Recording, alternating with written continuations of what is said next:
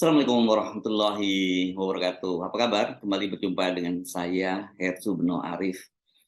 Aliansi masyarakat sipil dari berbagai elemen menyerukan perlawanan bersama terhadap rezim pemerintahan Jokowi.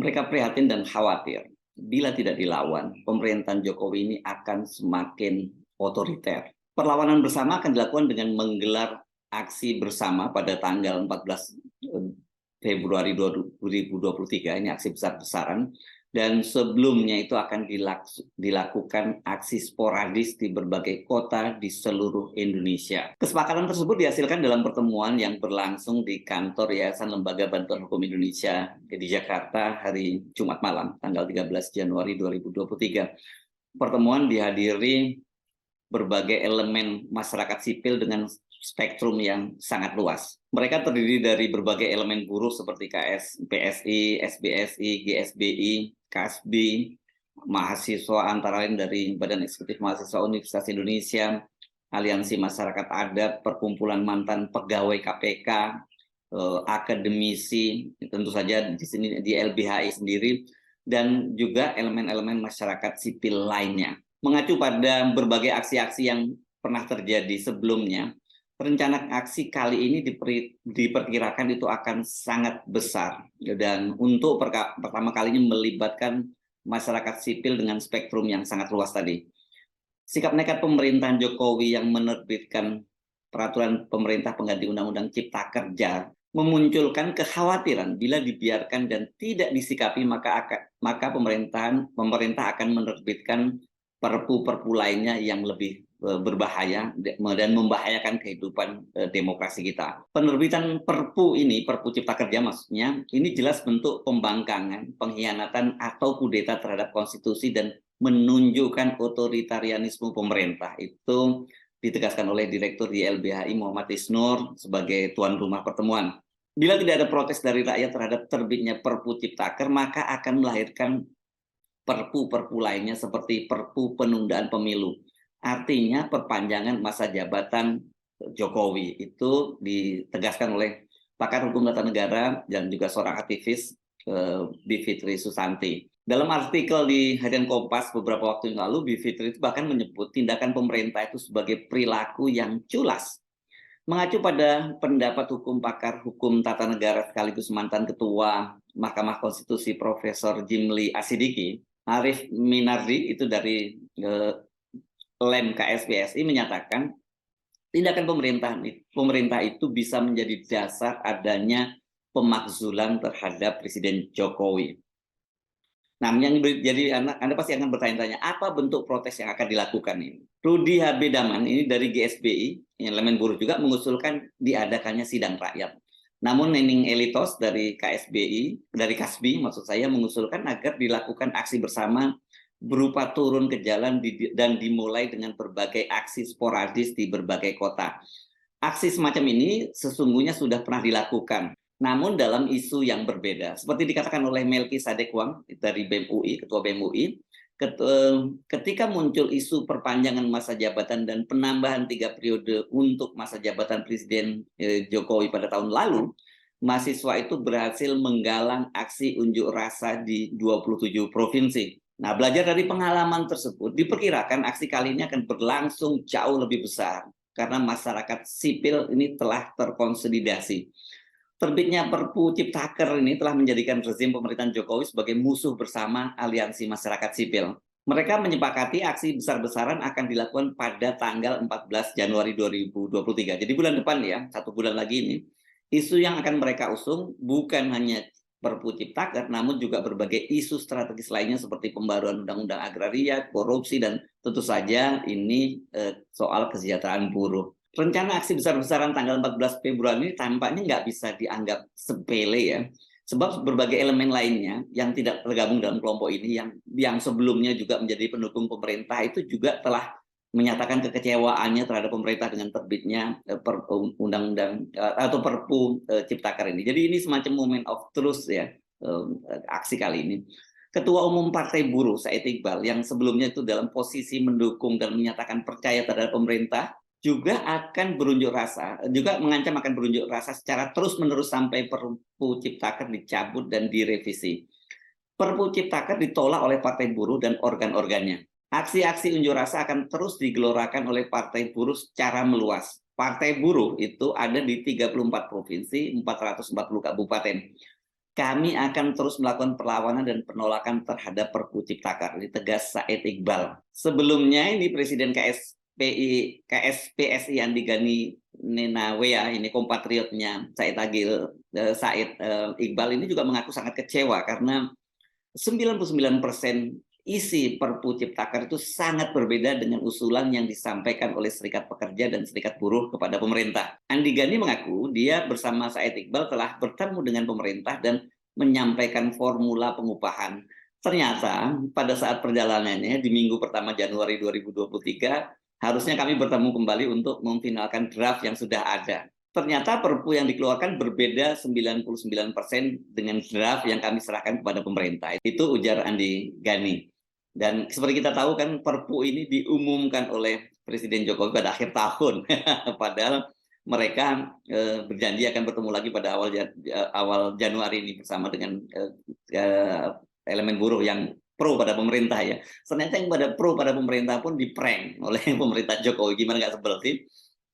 Apa saja sih sebenarnya yang berbeda dari yang disebut 99%? Artinya kalau 99% itu ya ditolak ya. Menurut Andi Gani itu 99% usulan yang berbeda itu terdiri dari penetapan upah minimum, waktu istirahat, cuti, perjanjian kerja waktu tertentu, pesangon PHK, persoalan pekerja alih daya atau outsourcing, hingga kemudahan masuknya tenaga kerja asing. Ya ini memang udah semua yang jadi concern dari para pekerja dong ya. Andi Gani mengaku dia ini akan melakukan lobby-lobby lah kepada pemerintah termasuk kepada Presiden Jokowi. Tapi ini timeline-nya cuma 1 pekan dan ini kelihatannya sudah habis masanya ya. Karena dia menyatakan kan lalu ya. Bila tidak membuahkan hasil, itu buruh akan melakukan unjuk rasa besar-besaran. Jadi artinya ini memang mereka akan turun ke jalan ya. Andi Gani mengaku KSPSI juga akan mengajukan judicial review ke Mahkamah Konstitusi bila 2 upaya itu tidak digubris oleh pemerintah ya. Ada lobby-lobby, kemudian juga unjuk rasa.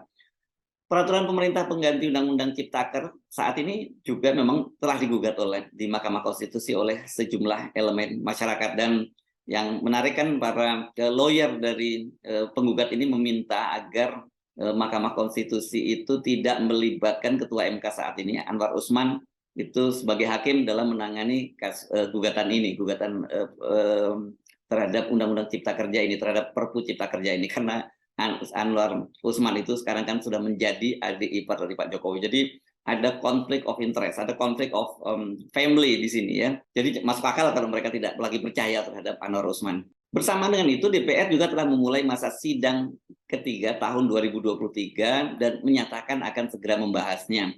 Bila tidak disetujui maka Perpu akan dicabut. Itu kata Wakil Ketua DPR dari Partai Nasdem Rahmat Gobel. Apa mungkin DPR itu menolak Perpu yang diajukan pemerintah? Kalau kita melihat komposisi partai pendukung pemerintah di DPR saat ini, kemungkinan besar Perpu itu ya akan disetujui sebagai undang-undang, sebagaimana mereka dulu menyetujui Undang-Undang Ciptaker, Undang-Undang Omnibus Law, padahal terjadi unjuk rasa besar-besaran juga di gedung DPR. Kendati begitu, saya kira masih ada harapan karena sekarang ini begitu dominasi pemerintah di DPR itu kelihatannya akan ada perubahan. Itu bila tekanan masyarakat sipil sangat besar dan masif. Apalagi situasinya sekarang berbeda ya dengan pada waktu sebelumnya ya. Dalam perkembangan politik terbaru kan partai pendukung pemerintah itu ternyata tidak juga cukup solid ya.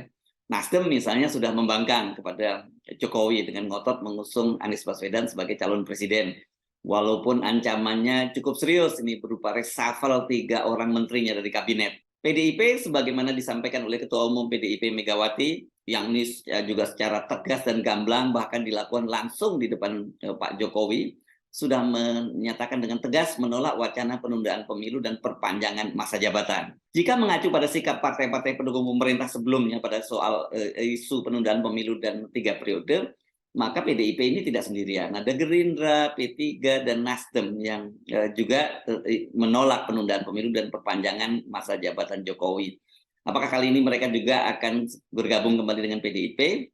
Kalau mereka bergabung berarti tinggal yang tersisa itu Golkar, PKB, dan PAN. Tiga partai ini kan melalui ketua umumnya sudah mengusulkan perpanjangan masa jabatan. Itu tapi pada episode pertama dulu ya.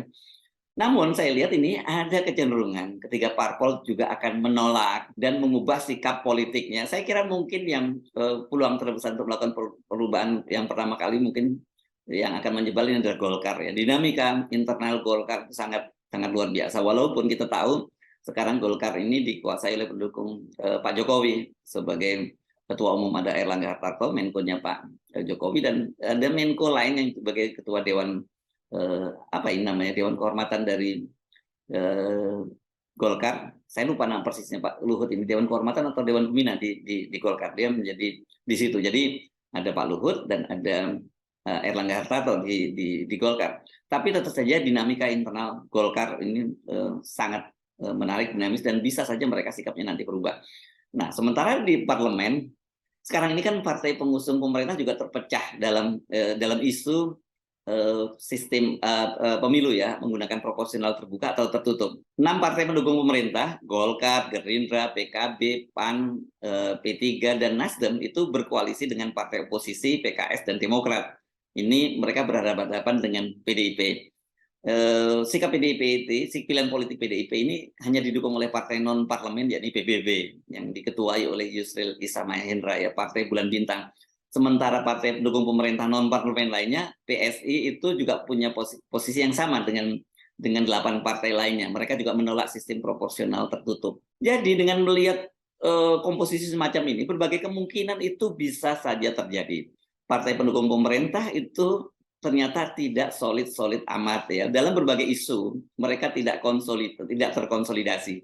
Jadi sekarang lebih kalkulasinya betul-betul kalkulasi pragmatis, apalagi dalam situasi sekarang ketika mereka tahu bahwa hampir dapat dipastikan bahwa Pak Jokowi tidak bisa memperpanjang masa jabatannya dan pemilu tidak ditunda, maka ini ya posisi Pak Jokowi itu sekarang sudah melemah, yang sering disebut oleh para pengamat politik sebagai situasinya sebagai lemdak alias bebek lumpuh, dalam keadaan berkuasa tetapi sebenarnya dia tidak punya kekuasaan lagi.